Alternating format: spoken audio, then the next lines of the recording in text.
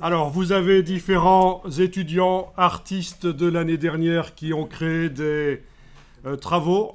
Ce qui était imposé donc comme consigne, c'est qu'il fallait que ce soit du mixed media.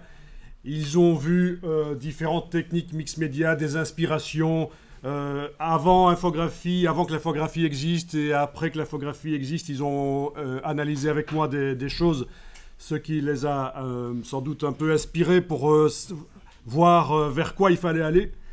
Et ce qui était imposé, c'est qu'il fallait que ça parle, que leur travail ne soit pas décoratif, mais que ça parle d'un problème dans le monde, que ça évoque un problème dans le monde. Donc, si vous étiez dépressif en arrivant ici, vous risquez de l'être encore plus en partant, parce que les 4 travaux qu'on va analyser, si on arrive jusqu'au 4e, on va voir, hein, c'est des problèmes dans le monde.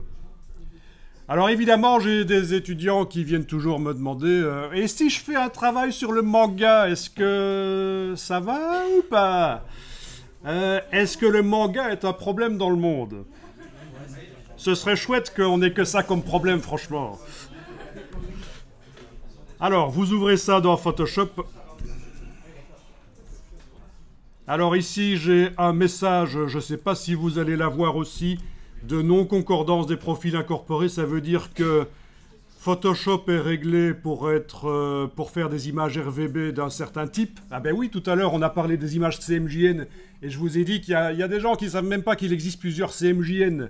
Fogra 27, Fogra 39, Euroscale Coated, Euroscale Uncoated, et puis ils s'étonnent que les couleurs changent quand ils envoient vers l'imprimante, vers la presse, les couleurs ne sont pas les bonnes exactement. Mais c'est la même chose en RVB, vous avez différents types de RVB, le ProPhoto, le sRGB, le Adobe RGB, le Rec 709, etc. Il y en a plein. Mais il se trouve que Photoshop, ici, mon Photoshop est réglé pour faire, quand je fais directement dans Photoshop des images RVB, c'est des images pour du matériel Adobe RGB, c'est une norme de fabrication d'appareils de moniteurs. Et apparemment, dans l'image, il y a un profil qui s'appelle Display. Donc c'est certainement le profil du moniteur de l'artiste qui a fait ça. Que faire dans ce cas-là?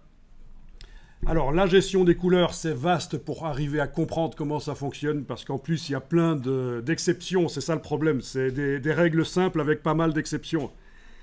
Donc, moi ce que je vous conseille quand vous avez ce genre de message, c'est de choisir la première option, et non pas la dernière qui était préactivée et qui est la pire. Si on veut vraiment voir les couleurs telles que l'artiste les voyait sur son écran, la première option, elle est bonne. La deuxième, ça passe aussi. La troisième, c'est la pire, il ne faut jamais faire ça, sauf si vous avez une très bonne raison de supprimer le profil incorporé, de ne pas tenir compte du profil incorporé. Qu'est-ce que c'est le profil incorporé à l'image? Ce sont des petites métadonnées dans l'image qui indiquent comment la personne qui a fait l'image voyait les couleurs sur son écran.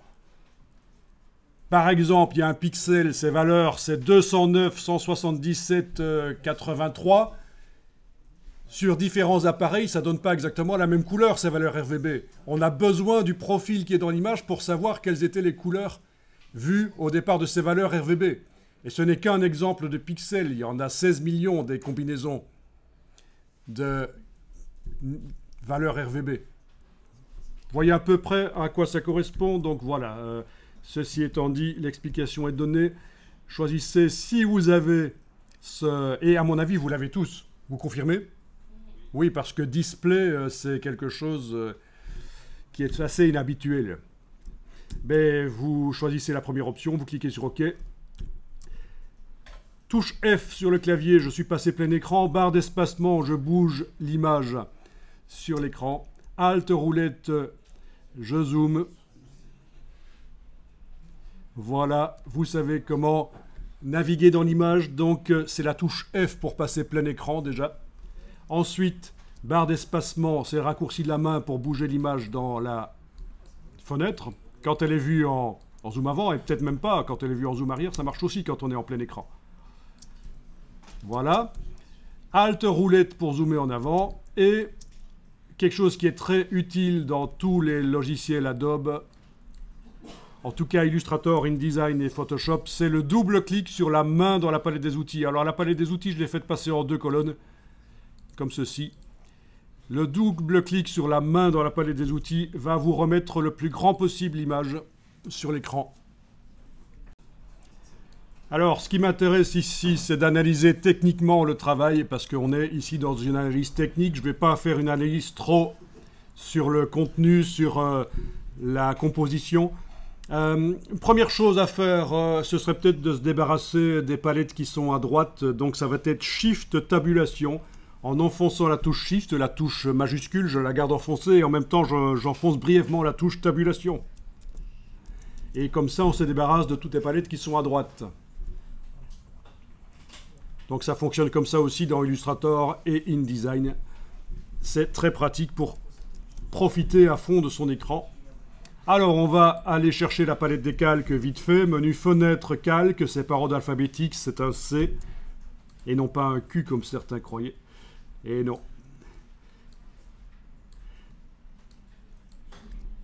Et on va regarder ce qu'il y a dans la palette des calques. Donc la construction de l'image. Alors, voyons cette palette des calques. Est-ce que vous l'avez flottante comme ça aussi? Pas de problème. Vous arrivez à la mettre vers le dessus et éventuellement l'agrandir par sa case en bas.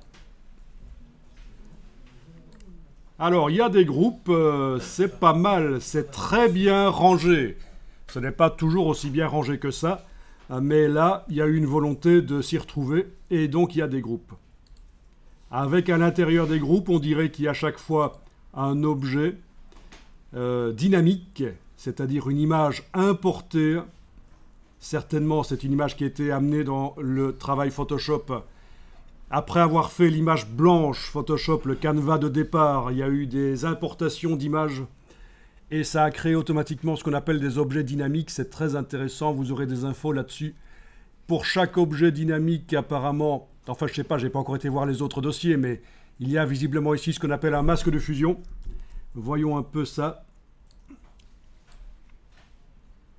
Si vous zoomez en arrière, de manière à voir toute l'image, si vous cliquez sur l'œil en face de l'objet là, vous allez voir que ça bouge à un certain endroit. Oui, il est là.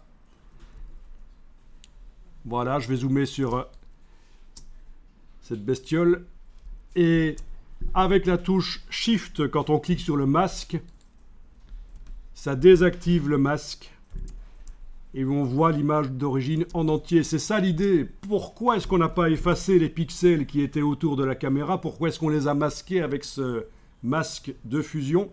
C'est parce que comme ça, on peut faire un travail qui n'est peut-être pas très propre au départ et venir le modifier par la suite. On peut faire réapparaître des pixels, remodifier le bord. C'est une bonne méthode. C'est ce qu'on appelle la méthode non destructive dans Photoshop. On travaille de manière non destructive. Plutôt que d'effacer les pixels, on va plutôt choisir de les masquer au cas où. En recliquant sur le masque, il se réactive et on a la caméra qui est vue correctement. Alors voyons au-dessus de la caméra, de l'image ici, on a deux calques de réglage qui sont écrêtés. Ils n'agissent que là-dessus. Si on enlève l'œil en face de l'un et puis de l'autre, on voit ce qui a été fait. Elle était très propre, dans un éclairage très propre, et pour salir la caméra, il y a eu deux calques de réglage qui ont été utilisés. Donc, un calque de réglage de type teinte saturation, et au-dessus, un calque de réglage de type niveau. Ils se combinent pour modifier l'aspect de la caméra. Parfait. Alors pour ceux qui ne connaîtraient pas le système des calques de réglage, ben là aussi c'est du non destructif. C'est une manière de modifier les couleurs et on peut revenir autant de fois qu'on veut après. On pourrait par exemple double-cliquer sur cette icône-là. Peut-être que chez vous elle n'est pas exactement identique, ça dépend si vous êtes sur Windows ou sur Mac, ça dépend de la dimension des vignettes, mais en double-cliquant sur cette icône-là de teinte saturation par exemple, on va pouvoir faire apparaître le panneau propriété qu'on aurait obtenu aussi en allant dans le menu fenêtre propriété. Et dans le panneau propriété, vous avez les réglages qui sont là. Vous pouvez tester et modifier pour obtenir autre chose. Voilà. Je vous laisse tester ça. Ah oui, et puis on a l'option coloriser qui est cochée, c'est-à-dire qu'on oublie complètement les couleurs d'origine de la photo et on la fait baigner dans une couleur qu'on choisit avec les trois curseurs là. C'est l'option coloriser. C'est une manière inhabituelle d'utiliser le calque de réglage de type teinte saturation, mais ça se fait. Donc si la caméra avait des couleurs, elle en a. Je viens d'enlever les yeux en face des réglages. Elle avait des couleurs différentes. Eh bien, avec cette option-là, les couleurs sont totalement oubliées. L'image est d'abord transformée en gris dès qu'on coche l'option coloriser, puis on la colorise avec les curseurs, on choisit. On la rend monochrome. Et les images monochromes, c'est très bien. Quand vous avez, dans une composition, vous faites une mise en page, vous avez des images banales qui ne cassent rien du tout, c'est pas terrible. Ça peut être intéressant de les transformer en images monochromes et de faire une mise en page disruptive qui arrache un peu, qui s'éloigne un peu de la mise en page gentillette. Vous pourriez essayer ceci avec la touche Alt enfoncée. Vous faites voyager le pointeur entre le calque de réglage et le calque qui contient l'image de la caméra. Donc touche Alt enfoncée, sans enfoncer la souris. On fait voyager le pointeur et dès qu'on a cette icône-là, vous allez, sans bouger la souris, vous allez cliquer. Et là, vous avez fait en sorte que le calque de réglage n'agisse plus spécifiquement sur la caméra, mais il va agir sur tout ce qui se trouve en dessous. C'est-à-dire que ce qui se trouve au-dessus, mais il n'y a pas grand-chose en fait à part cet effet de grain, ne serait pas affecté par le réglage. Mais là, vu que j'ai joué sur le dossier qui est tout au-dessus, eh bien le réglage qui est là agit sur tout ce qui se trouve en dessous dans l'empilement. Ah, j'ai cru lire petit cochon, mais c'est petit coton. Ok. Non, j'ai eu peur là. Je me suis dit, il y en a certains qui ont copié mon profil Tinder. Ok.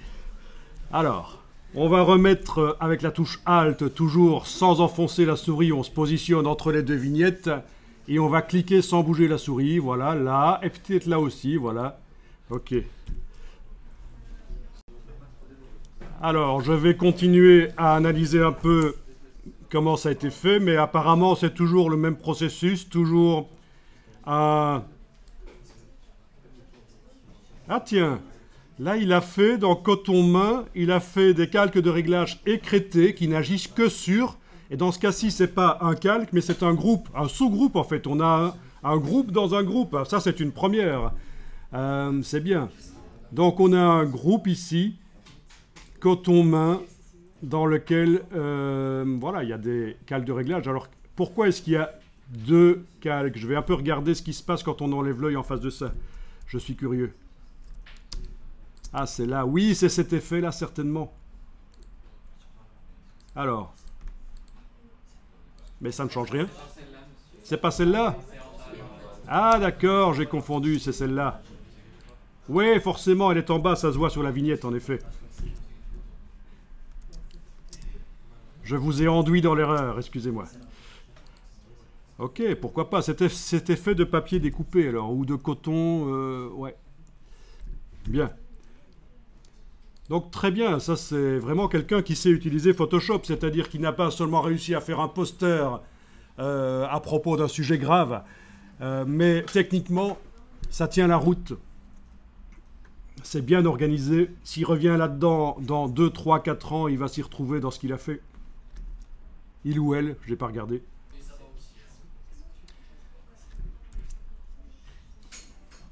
Bien, intéressant. Il y a beaucoup de boulot là-dedans quand même. Je pense que c'est un travail qui a dû prendre au minimum 10 heures.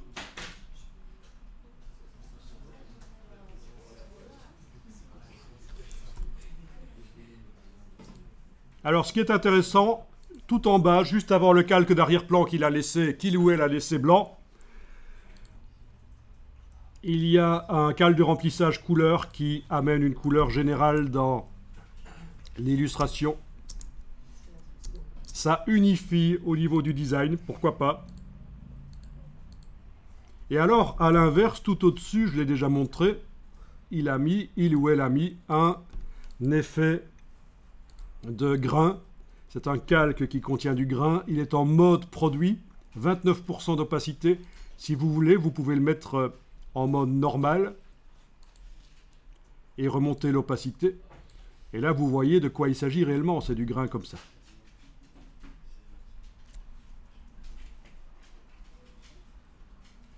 Ok, donc je vais remettre en produit et modifier l'opacité. Voilà, ça c'est pas mal.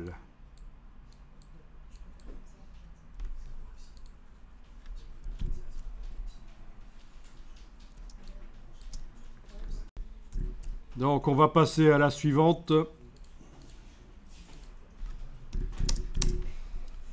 On va essayer Todaro.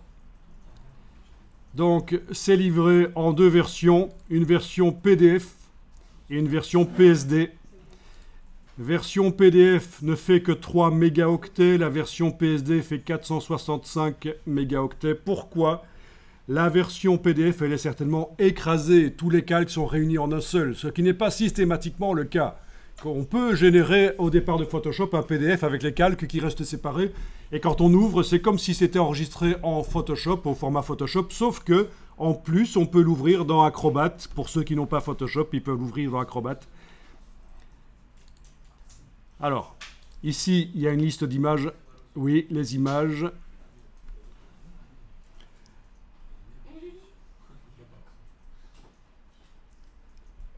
Alors, ça c'est intéressant. On va ouvrir donc le PSD. Même chose. Mais cette fois-ci, c'est dans l'image, elle est prévue pour être affichée sur du matériel bas de gamme. Parce que son profil est sRGB. C'est une norme de fabrication d'appareils bas de gamme, que ce soit des moniteurs, des scanners, des imprimantes. Mais c'est une norme ancienne. Bon, peu importe, si vous voulez bien voir les couleurs telles que l'artiste les a créées, telles qu'il les a choisies, vous demandez, préférez le profil incorporé. Alors, visiblement, il y a un problème de lien. Il y a une image qui s'appelle extension.png qui n'a pas été trouvée. Bon. Donc, il faudra rééditer le lien vers l'objet dynamique. Il est dans une bibliothèque, visiblement. C'est pas certain que ça va marcher ici. C'est pas grave, on va faire avec. Alors, touche F, je passe plein écran. Barre d'espacement, je bouge. Et puis, on va se débarrasser de ces repères qui ont été placés. Alors, les repères, ils ont été placés. On va juste faire affichage extra. J'ai juste vérifié il y a 3 secondes si c'était pas sur un calque, mais non. On va juste aller dans affichage et on va désactiver extra. Les extras, c'est tout ce qui se trouve là dans afficher, notamment des repères. Donc en désactivant extra, j'ai enlevé de l'affichage tout ce qui était coché ici dans afficher.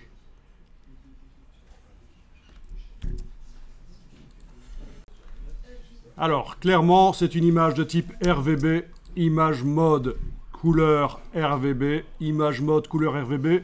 Elle est en 8 bits par couche, c'est une image en 16 millions de couleurs. Si elle était en 16 bits, ce serait une image en milliards de couleurs. Mais pour ce genre de sujet, du 8 bits par couche, ça convient. C'est ce qu'on appelle les images RVB 24 bits, 3 x 8, 24. Donc, il y a clairement utilisation de couleurs criardes, pourquoi pas. Alors, chez un imprimeur avec seulement 4 encres, ça va ternir, mais sur une imprimante jet d'encre, ça va passer, ce sera beaucoup plus vif. Les encres d'imprimante jet d'encre, de traceur jet d'encre sont plus vives. Et également, chez un imprimeur, s'il ajoute des encres orange et vert, il fait ce qu'on appelle une impression 6 couleurs, de l'hexachromie, H-E-X-A, hexa, ça veut dire 6, une impression en 6 couleurs, et là, il peut avoir des couleurs vives, ça se rapproche beaucoup plus de ce qu'on a sur un écran au niveau de la vivacité, la saturation des couleurs. Alors, au niveau de la manière dont c'est organisé ici, voyons ça. dans la palette des calques. C'est ce qui m'intéresse ici au niveau technique, comment ça a été fait. Il y a visiblement un réglage global sur l'image. Voyons un peu ce que ça fait, cette correspondance de couleurs. Ah tiens, c'est drôle ça, d'avoir utilisé ça. Ah, certainement un filtre photo peut-être.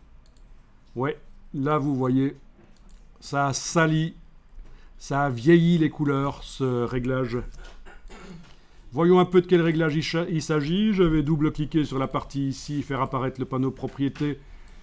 Et c'est un fichier, une table des couleurs, lookup table, lequel a crisp warm. C'est donc c'est, comment est-ce qu'on pourrait traduire ça? Chaleureux et précis. Ou je sais pas. En tout cas, voilà, ça c'est surprenant d'avoir utilisé une table des couleurs et le calque de réglage correspondance des couleurs pour faire baigner tout le travail dans une ambiance colorée. Pourquoi pas, c'est bien. C'est une première aussi, je pense. J'avais jamais vu ça. Parmi tous les travaux que j'ai mis à votre disposition, il y en a une vingtaine. Alors ici, qu'est-ce qu'on a? Un seul calque. Pourquoi est-ce qu'il a réuni tous les calques en un seul? Mystère. Et on a certainement ici, si on enlève l'œil en face, on a certainement ici la même chose, mais cette fois-ci sous forme de calques séparés. Ouais.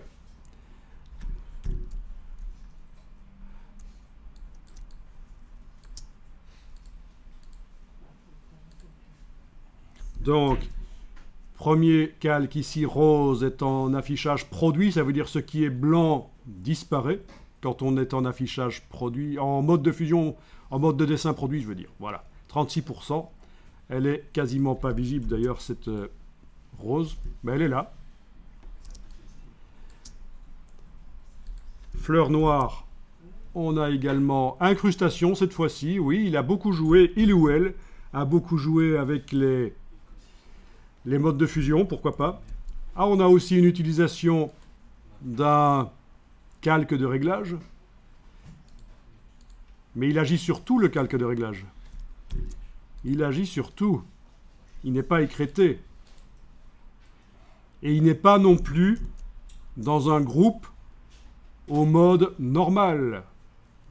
Parce que c'est une manière de faire en sorte qu'un calque de réglage n'agisse que sur ce qui se trouve dans le groupe et pas sur ce qui se trouve en dessous dans les autres groupes. C'est de faire passer le calque de réglage en mode normal au lieu de transfert. Et même s'il n'est pas écrété, s'il n'est pas décalé comme ça, à ce moment-là, il n'agira pas sur tout ce qui se trouve en dessous. Mais voilà, là, il agit clairement sur tout ce qui se trouve en dessous, malgré qu'il fait partie d'un groupe à part des autres. C'est particulier, pourquoi pas. Alors, ouais, donc tout ça, ça se trouve au-dessus d'une série de groupes qui contiennent des objets séparés qui ont été importés. Tiens, il y a un bord aussi.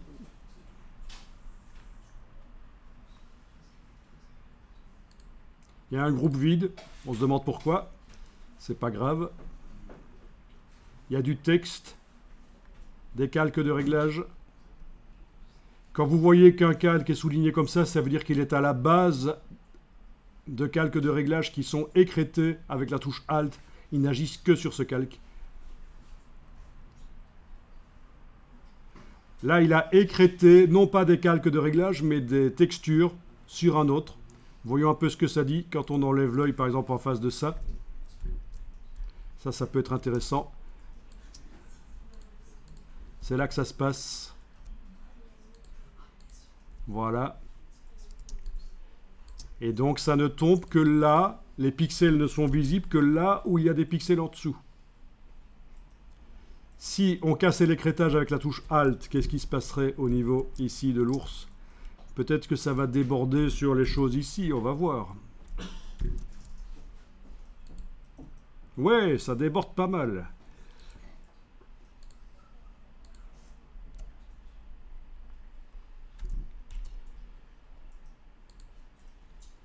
Il manque la police de caractère utilisée.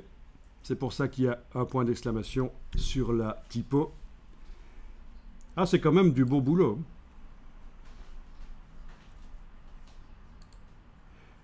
D'où l'intérêt de la version PDF. Elle, si la police de caractère n'est pas installée sur mon ordinateur sur lequel je suis en train de regarder le montage, il n'y a pas de problème, je verrai avec la bonne police de caractère. Ceci dit, Photoshop conserve quand même l'aspect de la police de caractère, même si elle n'est pas installée sur l'ordinateur.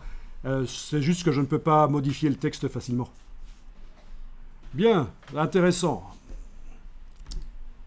Et donc ce genre de poster est intéressant parce qu'on peut l'imprimer en grand, genre 80 cm sur 80, 1m40 sur 1m40, des choses comme ça, les mettre au mur, c'est très précis. Et puis il y a un plaisir à s'approcher, à découvrir des choses. Donc quelle est la précision de cette image? Si on va dans le menu Images, taille de l'image, on est à du 5000 sur 5000, c'était en fait le minimum qui était demandé pour ce travail.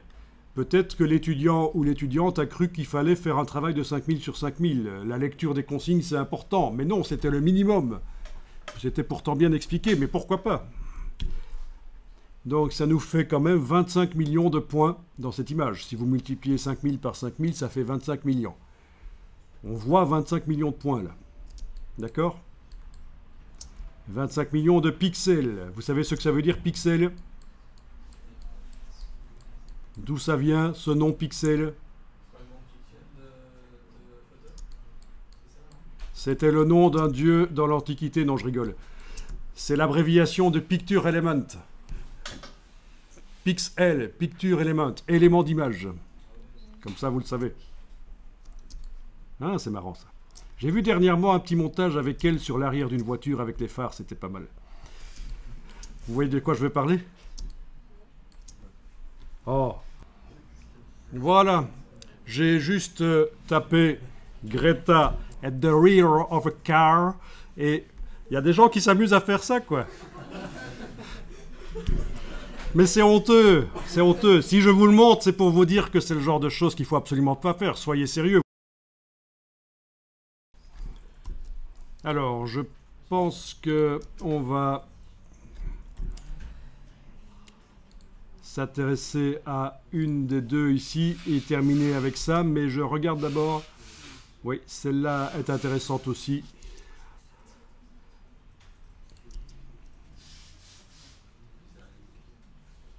Allez, on va ouvrir l'image PSD de Mademoiselle Zanini.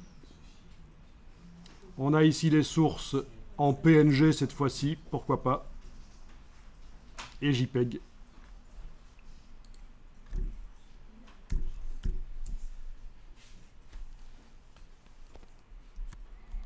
Donc touche F et je vais un peu regarder ce qui se passe dans la palette des calques. Donc on a un groupe qui contient tout, sur lequel on a mis un masque de fusion. Masque de fusion qui contient quoi? Si vous voulez vraiment voir ce qu'il y a dans le masque de fusion, il faut faire Alt-clic sur lui. Voilà, et Alt-clic affiche le contenu du masque de fusion en grand. Alt-clic à nouveau sur le masque, on revient au travail normal. Donc, le but du masque de fusion, je ne sais pas pourquoi il est là vraiment, c'est que c'est de la transparence en fait. On voit de la transparence, ce qu'on voit là. Vous avez certainement chez vous quelque chose qui est plus clair à cet endroit-là, parce que vous avez le damier de transparence qui est réglé comme d'origine dans Photoshop, il est clair, avec des carrés plus grands et clairs. Et moi, j'ai un résultat différent. Alors là, au niveau réalisation, c'est un peu ennuyeux, parce que ça va s'imprimer blanc, en fait, hein, sur le papier. La transparence de Photoshop ne sort pas sur le papier tel quel. Donc, petite erreur technique ici, d'avoir fait ça. Il eût fallu mettre un calque en dessous avec une couleur, et là, ça passe, on aurait vu la couleur à travers, mais bon. Bon, alors, j'ouvre. Tiens, il y a de la texture crack PNG. Ouais, c'est pas mal. Vous voyez ce que ça fait quand vous cliquez sur l'œil. Ça, c'est important dans les travaux mix média de la texture. Il faut que ce ne soit pas trop propre. Il y a différentes choses. Ah, un effet de verre cassé, oui. Ben, tout ça est en rapport avec le sujet, en fait. Hein. Ça n'est pas gratuit. Bon, c'est pas mal. C'est chaque fois des objets dynamiques qui ont été importés. Ok, on a un calque avec le texte. Ah oui, c'est le texte là. Dysfunctional. On a un calque en dessous qui assombrit tout. Ah ben oui, pas mal quand même. Et qu'il assombrit quoi? Ben, ce qui se trouve en dessous, c'est-à-dire le fond. Alors, vous qui connaissez ceci, c'est un drapeau ou... Oui, c'est le drapeau de quoi? D'une manière générale, c'est le drapeau de la sexualité. D'accord. Là, je ne connaissais pas, mais je sais bien que ce genre de choses, il y a plein de combinaisons avec des significations. Ok, donc, ce que j'aimerais bien voir, c'est, par exemple, ceci. Qu'est-ce qu'il y a à l'intérieur de l'objet dynamique? Parce que je vois que chacun des calques est entouré de transparence. C'est un objet entouré de transparence. Mais comment la transparence a été faite? Est-ce que les pixels ont été réellement effacés ou est-ce qu'il y a un masque de fusion qui les rend invisibles? Vous allez dire, ben ça se voit, il n'y a pas de masque de fusion, on ne voit rien là. Mais c'est un objet dynamique. Et un objet dynamique peut contenir lui-même des calques. Ça, c'est une révolution dans Photoshop. C'est apparu avec la version CS4. C'est une révolution extraordinaire, les objets dynamiques. C'est des calques qui peuvent contenir des calques. Je vais double-cliquer sur l'objet dynamique à cet endroit-là, et ça devrait s'ouvrir dans un, voilà, dans un nouveau... Eh bien non, en fait, les pixels ont été effacés. On ne sait pas aller plus loin, il n'y a pas plus à voir, ils sont effacés. Ok, je vais faire CTRL-Tab. CTRL-Tab, c'est pour passer d'une image à l'autre. C'est la même chose que d'aller dans le menu Fenêtre, et en bas, vous avez la liste des choses qui sont ouvertes. CTRL tabulation. La touche tabulation, c'est celle qui est à gauche de la touche A sur le clavier AZERTY. Voyons un peu, je vais ouvrir un autre ici, objet dynamique, en double-cliquant sur lui. Non, rien à voir. De plus que, que ça au niveau technique. Non, en fait, les objets dynamiques ne sont pas riches, ils contiennent rien de vraiment particulier. Ils auraient pu contenir plein d'autres calques, parce que c'est une technique dont je parle lorsque j'explique comment faire les projets mix média. Vous pouvez, pour simplifier le travail, faire des petits montages, des assemblages d'images dans des petits fichiers Photoshop avec plusieurs calques, et puis les importer, ces fichiers Photoshop, dans un plus grand fichier Photoshop qui est votre fichier final, votre poster final. Et quand on double-clique, on obtient donc quand on les importe un objet dynamique, et quand on double-clique dans le fichier final sur l'objet dynamique, c'est le montage à l'intérieur avec les petits calques qui s'ouvrent. Mais donc là, non, ce n'est pas ce qui a été fait. Alors, j'aimerais aussi aller voir la taille de l'image, menu Image, taille de l'image. Voilà, vous avez quand même un document de 9400 pixels sur 13300. Alors, bien sûr, ça demande d'avoir des ordinateurs qui tiennent la route pour y arriver. Je vais prendre mon instrument de capitaliste ici et aller mesurer un peu 9400 fois 13300, j'arrondis. Ça nous fait quand même 125 millions de pixels sur cette image. Et c'est juste les pixels qu'on voit là. Parce que tout se superpose. Si je comptais réellement les pixels qui se superposent, ceux qui sont cachés par d'autres, j'obtiendrais peut-être 200 millions de pixels. Ceci dit, dans ce travail, les choses sont assez bien juxtaposées et pas tellement superposées.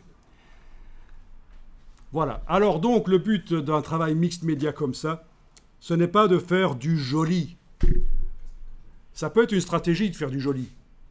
On fait un truc joli et puis quand on s'approche, on voit du détail, on voit des choses horribles qui apparaissent. Par exemple, je vois un gâteau, mais le gâteau, il a une texture bizarre.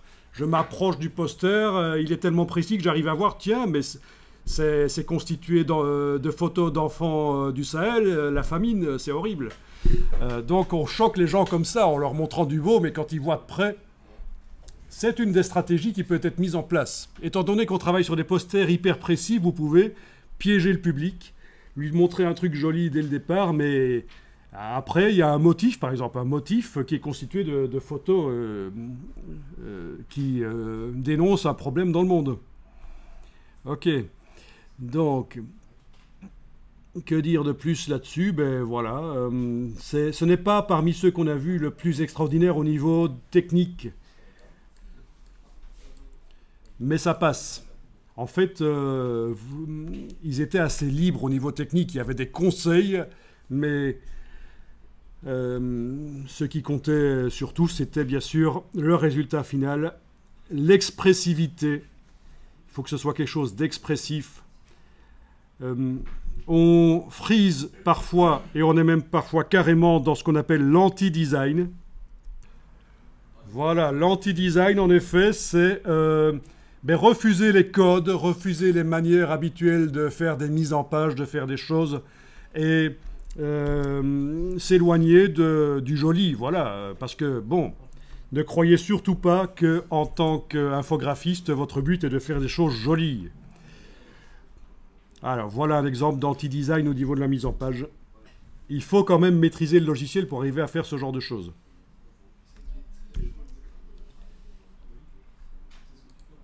Voilà. Qui a dit c'est ce que tu fais en général mais sans le vouloir? C'est pas gentil ça.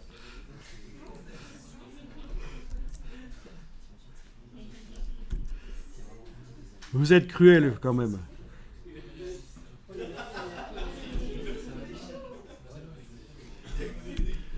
Je suis en train de mettre la bisbrouille entre vous. Donc l'anti-design, oui, donc les travaux mix média, on peut s'approcher de l'anti-design, bien sûr. C'est pas interdit. C'est ce qui a été fait, bien sûr,